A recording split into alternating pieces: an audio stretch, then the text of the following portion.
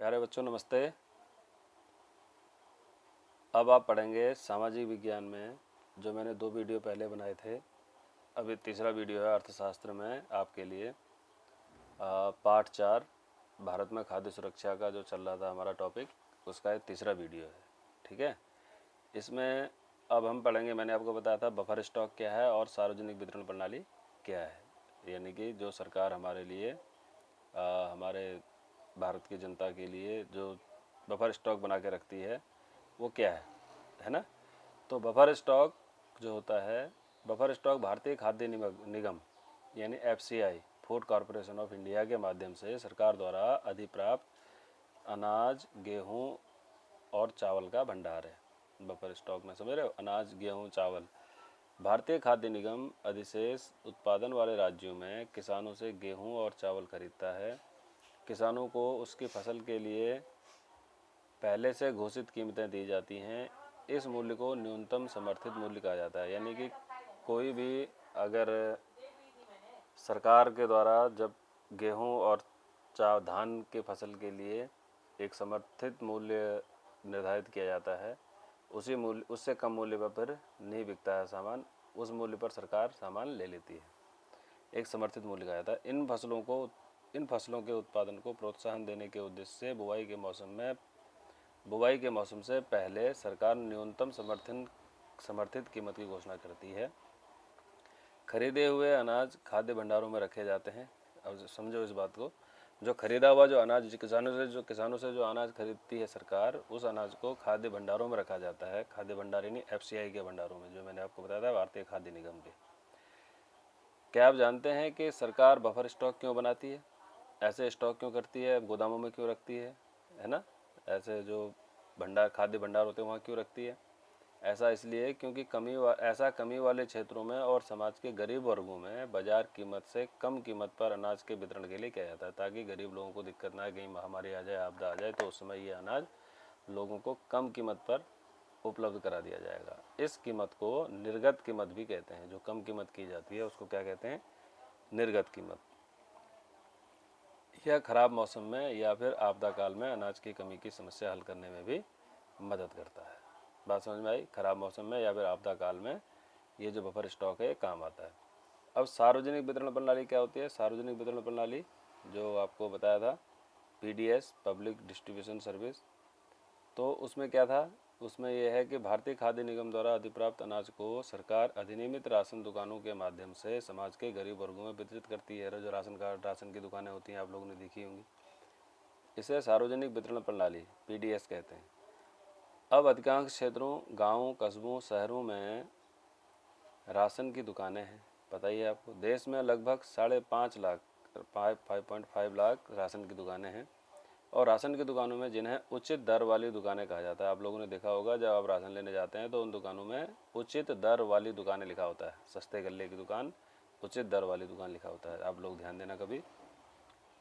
चीनी, खाद्यान्न और खाना पकाने के लिए मिट्टी के तेल का भंडार होता है, वहाँ पर वो सब मिलता है। ये सब बाजार कीमत से कम कीमत पर लोगों को बेचा जाता है।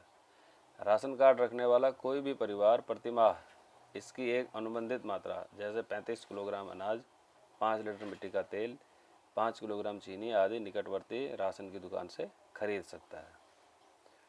राशन कार्ड 3 प्रकार के होते हैं। नंबर का, निर्धनों में भी, निर्धन लोगों के लिए अंत्योदय कार्ड, जो गरीबों में भी सबसे ज़्यादा गरीब हैं उनके लिए होता है अंत्योदय कार्ड। दूसरा होता है निर्धनता रेखा से नीचे के लोगों के लिए बीपीएल कार्ड। जो निर्धनता यानी गरीबी रेखा से नीचे होते हैं उनके लिए बीपीएल होता है। और जो गरीबी रेखा से ऊपर होते हैं एपीएल कार्ड। उनके लिए क्या होता है? उनके लिए, अन्य लोगों के लिए एपीएल कार्ड। अब आपके लिए 2-4 प्रश्न हैं, इसको देखें। अपने इलाके की राशन की दुकानों पर जाएं और वहाँ से निम्नलिखित ब्यौरा प्राप्त करें। अब आप कभी राशन की दुकान में जाएंगे राशन लेने के लिए, तो वहाँ पर देखें और वहाँ से पूछें, लोगों से पूछें कि पहला, राशन की दुकान कब खुलती है? तो महीने में खुलती है। महीने में 1-2 दिन, 3 दिन, 4 दिन, 5 दिन, जब भी निश्चित वो दिन होता है उस दिन वो खुलती है ना। तो आप लोग पता करेंगे उससे कब खुलती है। राशन की दुकान पर कौन कौन सी चीज़ें बेची जाती हैं, ये भी आप लोग वहाँ पर जाएंगे और देखेंगे तो आपको पता चलेगा कि वहाँ पर क्या क्या बिकता है। वहाँ पर चावल है और आपका गेहूँ है, दालें हैं, मिट्टी तेल है, चीनी है, ये सब चीज़ें वहाँ पर बेची जाती हैं। और भी चीज़ें आप लोग देख सकते हैं, क्या चीज़ें बिकती हैं आप लोग पता करेंगे। तीसरा प्रश्न है, राशन की दुकान के चावल और चीनी निर्धनता की रेखा से नीचे वाले परिवारों के लिए की कीमत की तुलना में अन्य किराने की दुकान की कीमतों से करें। यानी कि जो कीमत की तुलना करनी है वो किसी अन्य किराने की दुकान से करनी। जब आप वहीं राशन की दुकान से उस चावल और चीनी लेंगे तो वही रेट अगर आप बाज़ार के उसमें पूछेंगे तो आपको अंतर दिखेगा। ठीक, तो ये भी आप लोग पता लगाएंगे। अगला है, पता लगाएं क्या आपके पास राशन कार्ड है। आप अपने घर में देखें, आपके पास राशन कार्ड है। मेरे पास तो है, आप लोग देख लें। इस राशन कार्ड से आपके परिवार ने हाल में कौन सी चीज़ें खरीदी हैं? क्या आपके परिवार ने इस राशन कार्ड का उपयोग किया है? अगर किया है तो क्या क्या सामान खरीदा है आप लोग देखें, पूछें घर वालों से। क्या उन्हें किसी तरह की समस्याओं का सामना करना पड़ता है?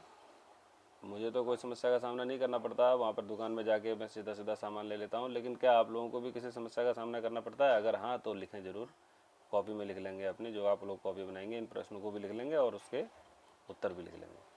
राशन की दुकानें क्यों ज़रूरी है? ये आपको बताया था, राशन की दुकानें इसलिए ज़रूरी हैं। एक रामू का उदाहरण दिया था, कहानी सुनाई थी। दूसरा अहमद की कहानी सुनाई थी। रामू के पास राशन कार्ड नहीं था, अहमद के पास राशन कार्ड था, तो उसका परिवार चल रहा था और उसका परिवार भुखमरी का शिकार था। तो राशन की दुकान इसलिए ज़रूरी है। अब ये भारत में खाद्य सुरक्षा की जो बात आ रही है, यानी कि राशन वितरण की जो व्यवस्था है, राशन की व्यवस्था, भारत में राशन व्यवस्था की शुरुआत बंगाल के अकाल की पृष्ठभूमि में 1940 के दशक में हुई। आपको मालूम है 1943 में अकाल पड़ा था। हरित क्रांति से पूर्व भारी खाद्य संकट के कारण 60 के दशक के दौरान राशन प्रणाली पुनर्जीवित की गई। गरीबों के उच्च स्तरों को ध्यान में रखते हुए 70 के दशक के मध्य NSSO की रिपोर्ट के अनुसार खाद्य संबंधी 3 महत्वपूर्ण अंतःक्षेप प्रारंभ किए गए। सार्वजनिक वितरण प्रणाली जो पहले से ही थी उसे और मजबूत किया गया। दूसरा, एकीकृत बाल विकास सेवाएं ICDS जो प्रायोगिक आधार पर 1975 में शुरू की गई। और काम के बदले अनाज FFW 1977-78 में आरंभ किया गया। इन वर्षों में कई नए कार्यक्रम शुरू किए गए और इन कार्यक्रमों को चलाने के बढ़ते अनुभवों के आधार पर अन्य कार्यक्रमों का पुनर्गठन किया गया। वर्तमान में अनेक गरीबी उन्मूलन कार्यक्रम PAP चल रहे हैं जो अधिकतर ग्रामीण क्षेत्रों में हैं। तो बच्चों, इसमें कुछ फुल फॉर्म आई हैं जो आप लोग अलग से लिख लेंगे, उनको मैं आपको बता देता हूँ। जैसे कि आपके इसमें आई हैं NSSO, है ना। NSSO इसका मतलब होता है national sample survey office, national sample survey office, इसको आप लोग लिख लेंगे।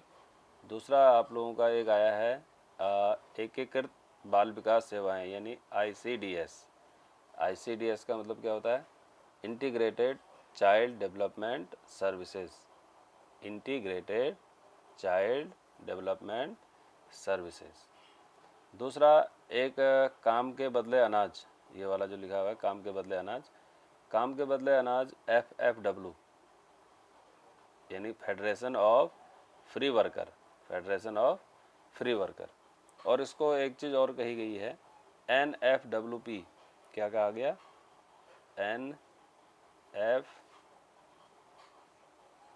NFWP, NFWP, ठीक, क्या कहा गया इसको? NFWP। NFWP का क्या अर्थ हो गया? NFWP का अर्थ हुआ आपका national food for work programme, national food for work programme, काम के बदले अनाज। इसके बाद आपका एक और आया PAP, गरीबी उन्मूलन कार्यक्रम। PAP का अर्थ होता है poverty alleviation programme, poverty alleviation programme, गरीबी उन्मूलन कार्यक्रम, ठीक है। ये मैंने आपको कुछ जो मेन चीज़ें थी वो आपको बढ़ा दी, जो इसके फुल फॉर्म थे। आप लोग कई बार फुल फॉर्म आए थे ना, तो फुल फॉर्म भी आप लोगों को याद होनी चाहिए, इसको आप लोग लिख लेंगे। तो मैंने आपको ये सब बता दिया है। गरीबी उन्मूलन कार्यक्रम भी गवर्नमेंट के द्वारा चलाए जा रहे हैं और इसमें से स्पष्ट रूप से घटक खाद्य भी हैं। जहां सार्वजनिक वितरण प्रणाली, दोपहर का भोजन आदि विशेष रूप से खाद्य की दृष्टि से सुरक्षा के कार्यक्रम है। अब कई बार आपने देखा है स्कूलों में, विद्यालयों में भी दोपहर का भोजन, मिड डे मील मिलता है, MDM। अधिकतर PAP भी खाद्य सुरक्षा बढ़ाते हैं। PAP का अर्थ क्या बताया था? पॉवर्टी एलिवेशन प्रोग्राम, यानी कि काम के बदले नहीं, सॉरी, गरीबी उन्मूलन कार्यक्रम, ये वाला। ठीक है। रोजगार कार्यक्रम गरीबों की आय बढ़ाने में बढ़ोतरी कर खाद्य सुरक्षा में बड़ा योगदान करते हैं। अब अगला प्रश्न है, देखते हैं। सुझाए गए क्रियाकलाप। आप लोग एक देखें, चित्र देखें। चित्र में आप लोगों को दिख रहा होगा कि यहाँ पर क्या कर रहे हैं लोग? राशन की दुकान में राशन वाला बैठा हुआ है। यहाँ पर सब लोग अपनी लाइन से आ रहे हैं और लाइन से ले आ रहे हैं। इसके बाद पीला कार्ड है, देखो दिख रहा है ना। तो सब लोग अपना तोल के राशन वगैरह ले जा रहे हैं। और ऊपर क्या लिखा हुआ है? राष्ट्रीय उत्पादन एवं वितरण योजना, उचित दर राशन की दुकान, सर्किल नंबर 9। तो ये राशन की दुकान में सब जगह लिखा होता है ऐसा, आप लोग भी जाके देखें इनको। सरकार की ओर से शुरू किए गए खाद्य पर आधारित कार्यक्रमों की विस्तृत जानकारी एकत्रित करें। विस्तृत जानकारी जो आप लोगों को कहाँ से एकत्रित करनी है? ये जो मैंने आपको बता दी, काम के बदले अनाज, गरीब उन्मूलन कार्यक्रम, एकीकृत बाल विकास योजनाएं, है ना, ये सब PAP, ये जो चलाए गए कार्यक्रम, ये सब कार्यक्रम है जो इसका उत्तर है। ग्रामीण वेतन रोजगार कार्यक्रम, रोजगार गारंटी योजना, संपूर्ण ग्रामीण रोजगार योजना, दोपहर का भोजन, एकीकृत बाल विकास सेवाएं, यही सब है इसमें। ठीक। अब अगला आता है, सार्वजनिक वितरण प्रणाली की वर्तमान स्थिति क्या है? अब सार्वजनिक वितरण प्रणाली जो चल रही है, जो हम लोग राशन वगैरह लेते हैं, उसकी क्या वर्तमान स्थिति है, कैसे वो चल रही है, उसको हम देखें। सार्वजनिक वितरण प्रणाली खाद्य सुरक्षा सुनिश्चित करने की दिशा में भारत सरकार का सर्वाधिक महत्वपूर्ण कदम है। क्लियर हो गया। प्रारंभ में यह प्रणाली सबके लिए थी। पहले तो ये सभी को मिल रही थी, इसमें कोई ऐसा कोई सिस्टम नहीं था कि APL BPL का कोई सिस्टम नहीं था। पहले शुरुआत में सभी के लिए थी और निर्धनों और गैर निर्धनों के बीच कोई भेद नहीं किया जाता था। लेकिन बाद के वर्षों में सार्वजनिक वितरण प्रणाली को दक्ष और अधिक लक्षित बनाने के लिए संशोधन किया गया और 1992 में देश के 1700 ब्लॉकों में, ये ध्यान रखें आप लोग, 1992 में देश के 1700 ब्लॉकों में संशोधित सार्वजनिक वितरण प्रणाली RPDS यानी revamped public distribution services system, revamped public distribution service, क्या कहा गया? संशोधित सार्वजनिक वितरण प्रणाली शुरू की गई और इसका लक्ष्य दूर दराज और पिछड़े वर्गों में सार्वजनिक वितरण प्रणाली से लाभ पहुंचाना था। जून 1997 से सभी क्षेत्रों में गरीबों को लक्षित करने के सिद्धांत को अपनाने के लिए एक लक्षित सार्वजनिक वितरण प्रणाली प्रारंभ की गई, है ना। यह पहला मौका था जब निर्धनों और गैर निर्धनों के लिए विभेदक कीमत नीति अपनाई गई। इसके अलावा 2000 में 2 विशेष योजनाएं आई। सन 2000 में, ये ध्यान रखें आप लोग, अंत्योदय योजना कब आई है ये पता चलेगा। सन 2000 में अंत्योदय अन्न योजना और अन्नपूर्णा योजना, ये ध्यान दें, ये 2 योजनाएं आई थी। ये योजनाएं क्रमशः गरीबों में भी सर्वाधिक गरीब और गरीबों में भी सर्वाधिक गरीब अंत्योदय अन्न योजना और दीन वरिष्ठ नागरिक, यानी जो गरीब, जो बुजुर्ग नागरिक हैं, 60 साल 70 साल से ऊपर के जो नागरिक हैं, बूढ़े हैं, उनके लिए अन्नपूर्णा योजना समूह पर लक्षित है। इन दोनों योजनाओं का संचालन सार्वजनिक वितरण प्रणाली के वर्तमान नेटवर्क से जोड़ दिया गया। ठीक। अब इसमें देखते हैं, एक चार्ट यहाँ पर दिया हुआ है। इस चार्ट को देखें हम, हमारे क्या क्या कार्ड चलते हैं और क्या क्या हमारे राशन कार्ड में इसकी विशेषताएं हैं। सार्वजनिक वितरण प्रणाली की कुछ महत्वपूर्ण विशेषताएं आप लोग देखें तो इसमें आप लोगों को दिखेगा योजना का नाम सार्वजनिक वितरण प्रणाली, है ना। सार्वजनिक वितरण प्रणाली में दूसरा है संशोधित सार्वजनिक वितरण प्रणाली, तीसरा है लक्षित सार्वजनिक वितरण प्रणाली, चौथा है अंत्योदय अन्न योजना, पांचवा है अन्नपूर्णा योजना, छठा है राष्ट्रीय खाद्य सुरक्षा अधिनियम। ये चार्ट आप लोग पूरा का पूरा बना लेंगे, इसको ऐसा करके लिख लेंगे पूरा। ठीक, पूरा का पूरा चार्ट बनाएंगे। इसमें देखिए 1992 तक सर्वजनों के लिए, सभी लोगों के लिए थी। 1992 से पिछड़े ब्लॉकों के लिए हुई है और 1997 से लोगों को बांट दिया गया, निर्धन और गैर निर्धन बना दिए गए, BPL और APL कार्ड बना दिए गए 1997 में। देखें 1997 से शुरू हुआ है APL BPL, उससे पहले शुरू नहीं था। उसके बाद अंत्योदय अन्न योजना, निर्धनों में सबसे निर्धन जो होते हैं वो अंत्योदय अन्न योजना है, जो गरीबों से भी गरीब हैं। अन्नपूर्णा योजना, जो दीन वरिष्ठ नागरिक हैं, यानी कि जो नागरिक 60 साल से ऊपर के हैं और गरीब हैं, उनके लिए वो दीन वरिष्ठ योजना। और राष्ट्रीय खाद्य सुरक्षा अधिनियम, एक नया अधिनियम आया सन 2013 में। ये योग्य परिवार जिनको ज़रूरत है 5 किलो प्रति व्यक्ति गेहूँ प्रति माह मिलेगा। और इधर देखिए, इधर सबके रेट लिखे हुए हैं, किसको क्या क्या रेट मिलता था पहले। सार्वजनिक वितरण प्रणाली पहले गेहूँ 2 रुपये 34 पैसे था, और आज की डेट में भी 1992 में भी उतना ही था, और आज तो और कम हो गया है, 2 रुपये हो गया है राष्ट्रीय खाद्य सुरक्षा अधिनियम के लिए। इसमें आप लोग देखेंगे APL BPL के लिए थोड़ा सा अंतर आता है। BPL के लिए गेहूँ 4 रुपये 15 पैसे का है, APL के लिए गेहूँ 6 रुपये 10 पैसे का है। यहाँ पर चावल 5 रुपये 65 पैसे का है BPL के लिए, और APL के लिए 8.5 रुपये का है। और कहीं कहीं पर निःशुल्क है, इन्हें उनसे कुछ नहीं लिया जाएगा। अन्नपूर्णा योजना जो दीन वरिष्ठ नागरिक हैं, इनके लिए निःशुल्क है बिल्कुल। ठीक, ये चीज़ आप लोग समझ लें और इस चार्ट को भी बना लें। तो आप लोगों ने देखा भारतीय खाद्य सुरक्षा अधिनियम 2013, भारतीय खाद्य सुरक्षा अधिनियम जो भी मैंने बताया था जिसमें फ्री है, के अधिनियम के 2013 के तहत खाद्य एवं पोषण संबंधी सुरक्षा सस्ती कीमतों पर उपलब्ध कराई जा सके ताकि मानव गरिमामय जीवन निर्वाह कर सके। इस अधिनियम के तहत 75% ग्रामीण जनसंख्या एवं 50% शहरी जनसंख्या को योग्य परिवार में वर्गीकृत किया गया है। यानी इसमें 75% ग्रामीण जनसंख्या ली गई है और 50% शहरी जनसंख्या ली गई है। किसके लिए? ये इसके लिए, आपके राष्ट्रीय खाद्य सुरक्षा अधिनियम के लिए योग्य परिवार इसमें दिए गए हैं। इसमें निःशुल्क है, निःशुल्क नहीं है इसमें लेकिन रेट कम है। निःशुल्क तो उसमें अन्नपूर्णा योजना में है ना, दिख गया आपको? ठीक।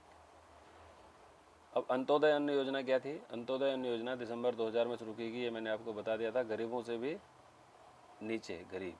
इस योजना के अंतर्गत लक्ष्य सार्वजनिक वितरण प्रणाली में आने वाले निर्धनता रेखा से नीचे के परिवारों में से 1 करोड़ लोगों की पहचान की गई। संबंधित राज्य के ग्रामीण विकास विभागों ने गरीबी रेखा से नीचे के गरीब परिवारों को सर्वेक्षण के लिए चुना। 2 रुपये प्रति किलोग्राम गेहूं और 3 रुपये प्रति किलोग्राम की अत्यधिक आर्थिक सहायता प्राप्त दर पर प्रत्येक पात्र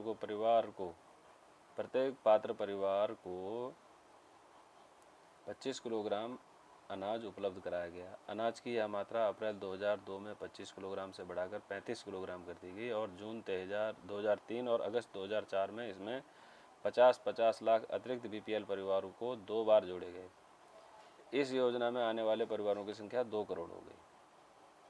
एक शब्द और आता है सब्सिडी।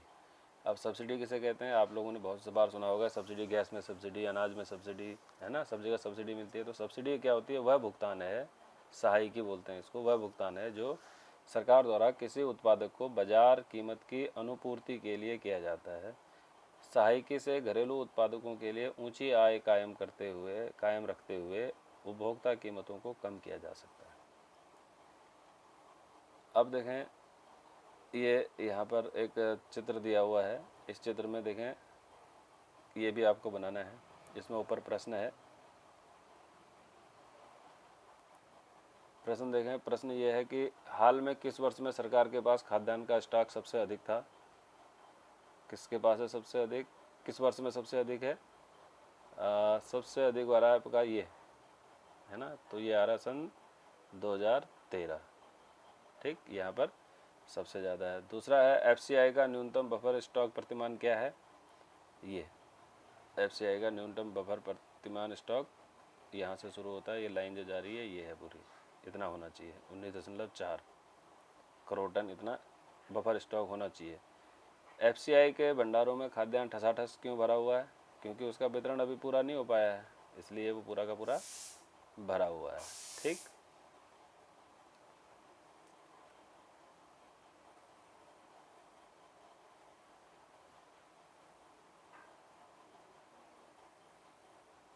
इसके बाद आप लोग पढ़ेंगे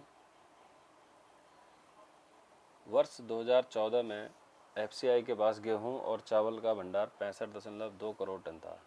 2014 में 65.2 करोड़ टन, ये देखिए 3 यहाँ पर लिखा हुआ है। 2014 में कितना था?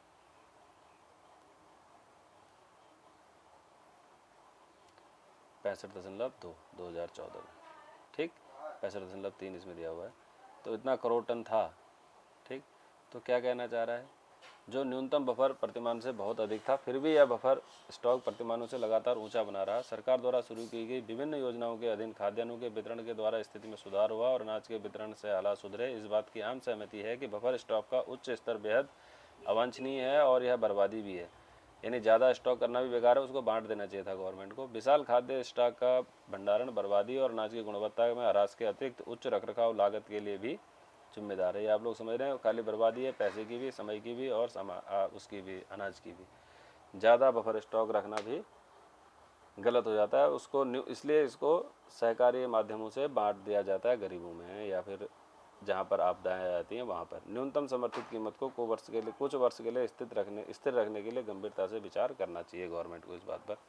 आप लोग देखें, FCI के गोदामों में, भंडारों में अनाज ले जा रहे हैं ये लोग। ये बोरे हैं, बोरे भर भर के ले जा रहे हैं, 4-5 बोरे हैं, अलग अलग बोरे हैं, इनको ले जा रहे हैं। ठीक, इसके बाद इसमें आप लोगों ने पढ़ लिया है, पूरा पाठ है इसी पर आधारित था कि सरकारी संस्थाएं क्या हैं, है ना। तो थोड़ा सा और इसमें अगर हम पढ़ लेते हैं तो इसमें आगे अगर हम चलते हैं तो इसमें जो आगे का इसमें है कि वर्धित न्यूनतम समर्थित कीमत पर अनाज की अधिक खरीदारी प्रमुख अनाज उत्पादक राज्यों जैसे पंजाब, हरियाणा और आंध्र प्रदेश की ओर से डाले गए दबावों का नतीजा है। ये भी एक देखें आप लोग, ये जो जिन राज्यों में ज़्यादा उत्पादन हो जाता है फिर वो दबाव डालते हैं कि हमारा अनाज खरीदें। इसके अलावा चूंकि खरीदारी कुछ समृद्ध क्षेत्रों पंजाब, हरियाणा, पश्चिमी उत्तर प्रदेश, आंध्र प्रदेश और कुछ सीमा तक पश्चिम बंगाल में मुख्यतः 2 फसलों गेहूँ और चावल तक सीमित है। न्यूनतम समर्थित कीमत में वृद्धि ने विशेषतः खाद्यान्नों के एक्सेस वाले राज्यों के किसानों को अपनी भूमि पर मोटे अनाजों की खेती समाप्त कर धान और गेहूं उपजाने के लिए प्रेरित किया है, जबकि मोटे अनाज गरीबों का मुख्य भोजन है। धान की खेती के लिए सघन सिंचाई से पर्यावरण और जल स्तर में गिरावट आई है। ठीक, ये पार्ट आपका कंप्लीट हो चुका है। और इसमें अच्छी चीज़ और आती है आपकी सहकारी समितियाँ। सहकारी समितियाँ भारत में विशेषकर देश के दक्षिणी और पश्चिमी भागों में सहकारी समितियाँ भी खाद्य सुरक्षा में एक महत्वपूर्ण भूमिका निभा रही हैं। सहकारी समितियाँ निर्धन लोगों को खाद्यान्न की बिक्री के लिए कम कीमत वाली दुकानें खोलती हैं। उदाहरण के लिए तमिलनाडु में जितनी राशन की दुकानें हैं उसमें से करीब 94% सहकारी समिति के माध्यम से चलाई जा रही हैं। दिल्ली में मदर डेयरी उपभोक्ताओं को दिल्ली सरकार द्वारा निर्धारित नियंत्रित दरों पर दूध और सब्जियां उपलब्ध कराने के कार्यों में तेजी से प्रगति कर रही है। गुजरात में दूध तथा दुग्ध उत्पादों में अमूल एक सफल और सहकारी समिति का उदाहरण है। एक और सफल सहकारी समिति का उदाहरण है। इसने देश में श्वेत क्रांति ला दी है। देश के विभिन्न श्वेत क्रांति यानी कि दूध की क्रांति इसको बोलते हैं। देश के विभिन्न भागों में कार्यरत सहकारी समितियों के और भी अनेक उदाहरण हैं जिन्होंने समाज के विभिन्न वर्गों के लिए खाद्य सुरक्षा सुनिश्चित कराई है। इसी तरह महाराष्ट्र में academy of development science ADS ने विभिन्न क्षेत्रों में अनाज बैंक, एक मेन चीज़ आप लोग देखें, इसमें सबसे बड़ी चीज़ आप लोगों के लिए आ रही है, एक ये अनाज बैंक। ये अनाज बैंक क्या है? अनाज बैंक क्या होता है, लोग एक गांव में ही अनाज बैंक की स्थापना करते हैं और वहाँ से फिर अपना अनाज उधार ले लेते हैं और अगली बार जब अनाज उनके पास हो जाता है तो उतना ही वापस वहाँ जमा कराते हैं, तो उनका खर्चा पानी और उनका खाना पीना चलता रहता है। इसे कहते हैं अनाज बैंक। ADS और गैर सरकारी संगठनों के लिए खाद्य सुरक्षा के विषय में प्रशिक्षण और क्षमता निर्माण कार्यक्रम संचालित करती है। अनाज बैंक अब धीरे धीरे महाराष्ट्र के विभिन्न भागों में खुलते जा रहे हैं। अनाज बैंकों की स्थापना गैर सरकारी संगठनों के माध्यम से उन्हें फैलाने और खाद्य सुरक्षा पर सरकार की नीति को प्रभावित करने में ADS की कोशिश रंग ला रही है। ADS अनाज बैंक कार्यक्रम को एक सफल और नए प्रकार के खाद्य सुरक्षा कार्यक्रम के रूप में स्वीकृति मिली है। तो ये पाठ आपका अब समाप्त हो रहा है। इसमें मेन चीज़ें हमने पढ़ी हैं उसको हम एक बार और ध्यान से और उसको रिवाइज कर लेते हैं। देखिए इसमें क्या लिखा हुआ है। खाद्य सुरक्षा के लिए क्या लिखा है? किसी देश की खाद्य सुरक्षा तब सुनिश्चित होती है जब उसके सभी नागरिकों को पोषक भोजन उपलब्ध होता है, सभी व्यक्तियों के पास स्वीकार्य गुणवत्ता के खाद्य खरीदने की सामर्थ्य होती है। ये सब आप लोगों को मैं पहले बता चुका हूँ। और भोजन तक पहुँचने में कोई अवरोध नहीं होता। निर्धनता रेखा से नीचे रह रहे लोग खाद्य की दृष्टि से सदैव ही असुरक्षित रह सकते हैं, जबकि संपन्न लोग भी आपदाओं के समय खाद्य की दृष्टि से असुरक्षित हो सकते हैं। ऐसा नहीं है कि अमीर लोग जो हैं खाद्य की दृष्टि से असुरक्षित नहीं होते हैं। जब आपदाएं आती हैं तो उसमें गरीब और अमीर का कोई भेद नहीं रहता है, उसमें दोनों ही असुरक्षित होते हैं। तो उसमें वही सरकार के सार्वजनिक वितरण प्रणाली हमारे काम आती है, राशन कार्ड बनाई हुई चीज़। यद्यपि भारत में लोगों का एक बड़ा वर्ग खाद्य और पोषक तत्वों की असुरक्षा से ग्रस्त है। सबसे अधिक प्रभावित समूह ग्रामीण क्षेत्रों में भूमिहीन और गरीब परिवार हैं, बहुत कम वेतन वाले कार्यों में लगे हुए लोग हैं, और शहरी क्षेत्रों में मौसमी कार्यों में लगे अनियमित श्रमिक हैं। मौसमी कार्य यानी मौसम के हिसाब से जो काम मिलता है, अनियमित श्रमिक यानी जिनको रोज़ रोज़ काम नहीं मिलता है। देश के कुछ क्षेत्रों में खाद्य की दृष्टि से असुरक्षित लोगों की बड़ी संख्या तुलनात्मक रूप से बहुत अधिक है, जैसे आर्थिक रूप से पिछड़े राज्यों में जहाँ बहुत अधिक गरीबी है, जनजातियों वाले दूरस्थ क्षेत्रों में, और ऐसे क्षेत्रों में जहां प्राकृतिक आपदाएं आती रहती हैं। समाज के सभी वर्गों के लिए खाद्य की उपलब्धता सुनिश्चित करने के लिए भारत सरकार ने सावधानीपूर्वक खाद्य सुरक्षा प्रणाली तैयार की है, जिसके 2 घटक हैं, बफर स्टॉक और सार्वजनिक वितरण प्रणाली। ये मैंने आपको दोनों बता दी हैं। सार्वजनिक वितरण प्रणाली के अतिरिक्त कई निर्धनता उन्मूलन कार्यक्रम भी शुरू किए गए हैं, जिनमें खाद्य सुरक्षा का घटक भी शामिल था।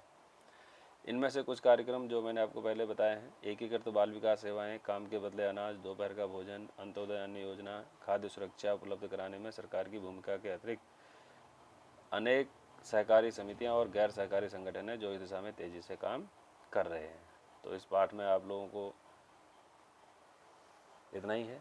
भारत में खाद्य सुरक्षा आप लोगों के समझ में आ गया होगा कि आज की तारीख में हमारी सरकार ये चाहती है कि हमारे देश में कोई भी व्यक्ति, गरीब हो चाहे अमीर हो, भूख से ना मरे, उसके पास खाद्य सुरक्षा हो, खाने का पर्याप्त उसके पास स्टॉक हो।